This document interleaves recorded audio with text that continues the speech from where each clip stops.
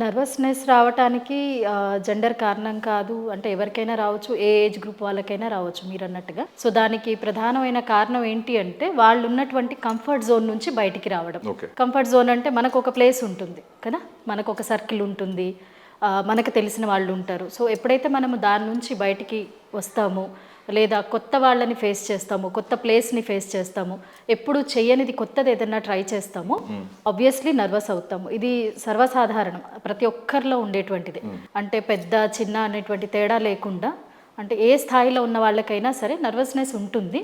కానీ ఆ పర్సంటేజ్ అనేది డిఫరెంట్‌గా ఉంటుంది. ఓకే. సో, పిల్లలకి ఒకలాగా ఉంటుంది. కొంతమందికి అసలు ఉండదు. అంటే చాలా తక్కువ పర్సంటేజ్ ఉంటుంది. కొంతమందిలో చాలా ఎక్కువ ఉంటుంది. సో, వాళ్ళు ఎంత మంచి స్కిల్డ్ పర్సన్ అయినా కూడా, ఎంత బాగా ప్రిపేర్డ్ అయ్యి ఉన్నా కూడా, వాళ్ళు సర్టెన్ పనిని సరిగ్గా చేయలేరు because of this nervousness. So, దానికి రకరకాల కారణాలున్నాయి. మెయిన్ అయితే ఏంటి అంటే, వాళ్ళ మానసిక స్థితి. మానసిక స్థితి ఎట్లా దీనికి కారణమవుతుంది అంటే, మానసిక స్థితి ఎందుకు కారణమవుతుంది అనేది ఫస్ట్ చెప్తాను. ఎందుకు కారణమవుతుంది అంటే, డిఫరెంట్ మెచ్యూరిటీ లెవెల్స్ ఉన్న వాళ్ళకి ఒకసారి ఫర్ ఎగ్జాంపుల్ ఫస్ట్ టైం ఎవరన్నా ఇంటర్వ్యూ ఫేస్ చేస్తున్నారు. సో, అది ఫస్ట్ ఎక్స్‌పీరియన్స్. Yeah. మనకి కొత్త, మన మైండ్‌కి కొత్త. అవును. సో, ఎట్లాంటి క్వెషన్స్ ఉంటాయో తెలీదు. ఎలాంటి వ్యక్తులు వస్తారో తెలీదు. క్వెషన్స్ ఆఫ్ కోర్స్ కొన్ని గెస్ చేసి ఉండొచ్చు, కొంత ప్రిపేర్ అయ్యి ఉండొచ్చు. కానీ నేను ఎలా ఆన్సర్ చేస్తాననేది నాకు తెలీదు. Okay. Because I'm facing first time. నేను ఫస్ట్ టైం ఫేస్ చేస్తున్నాను. ఆ ఎన్విరాన్మెంట్ కొత్త. సో, ఇలా రకరకాల రీజన్స్ ఉంటాయన్నమాట. సో, అక్కడ నా భయం అనేది నర్వస్నెస్ అనేటువంటిది కొంత ఎక్కువగానే ఉంటుంది. అదే థర్డ్ ఇంటర్వ్యూ, ఫోర్త్ ఇంటర్వ్యూ అనుకోండి, ఆల్రెడీ ఇంటర్వ్యూ ఫేస్ చేసిన అనుభవం ఉంటుంది. ఇది ఎగ్జాంపుల్ కోసం చెప్తున్నాను. సో, 2-3 ఇన్సిడెంట్స్ అయినాయి కాబట్టి కొంతవరకు తెలుసు. సో, ఇక్కడ ప్లేస్ కొత్త, క్వశ్చన్స్ ఇంచుమించుగా అదే ఉండొచ్చు, కొన్ని కొత్త ఉండొచ్చు. ఇక్కడ నర్వస్నెస్కి రీజన్ వేరే ఉంటుంది. ఇక్కడ నర్వస్నెస్కి రీజన్ ఏంటి అంటే ఎక్స్పెక్టేషన్. అంటే ఇప్పుడు నేను ఇంటర్వ్యూ ఇస్తున్నాను అంటే definitely I'm expecting the job, right? నేను జాబ్ ఎక్స్పెక్ట్ చేస్తున్నాను. చేయగలనా లేదా, త్రూ అవుతానా లేదా అనే ఎక్స్పెక్టేషన్ ఉంటుంది. దానివల్ల నాకు నర్వస్నెస్ ఉంటుంది. అవుట్కమ్ ఎలా ఉంటుంది అనేది రైట్, అవుట్కమ్ గురించి నాకు నర్వస్నెస్.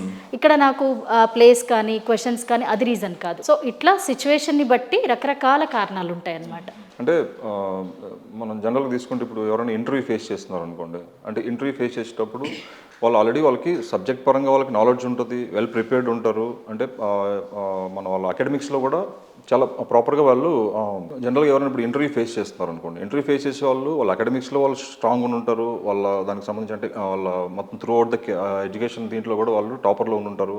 మంచి సబ్జెక్ట్ ఉండి అన్నీ ఉన్నా కూడా పర్టికులర్ ఆ ఇంటర్వ్యూ ఫేస్ చేసే టైంకి వాళ్ళు చాలా నర్వస్ ఫీల్ అయిపోతారు అనమాట. అంటే మనకి ఇది దీనికి మెయిన్ రీజన్ ఏంటి? అయినా బాటప్ వాళ్ళు పెరిగిన ఎన్వైర్న్మెంట్ ఏమైనా రీజన్ అయ్యి ఉండొచ్చు, వన్ ఆఫ్ ద రీజన్స్? పెరిగిన వాతావరణం అని నేను చెప్పను.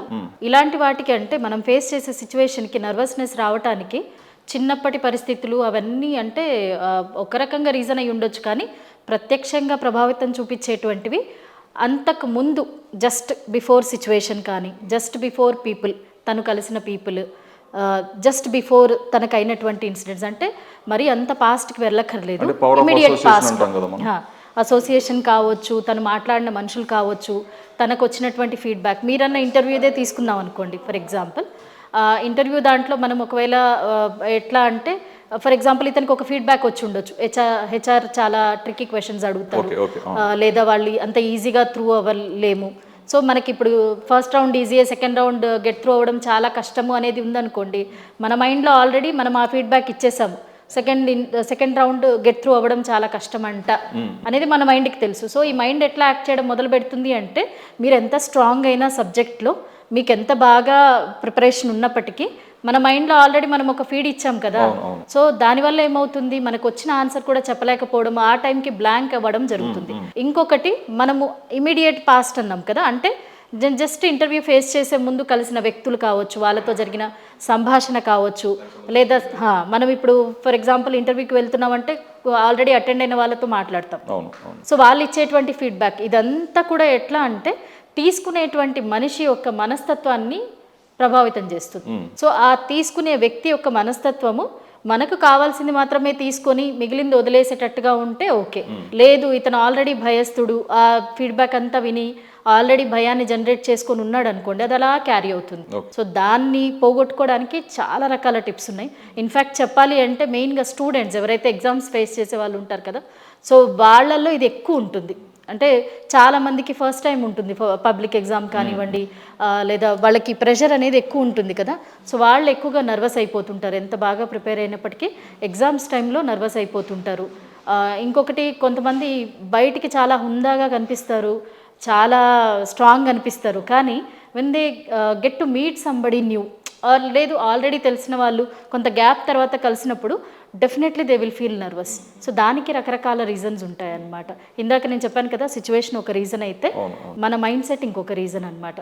But we can definitely overcome. చిన్న టిప్స్ తోటి ఇదంతా కూడా మనం ఓవర్కమ్ అవ్వచ్చు.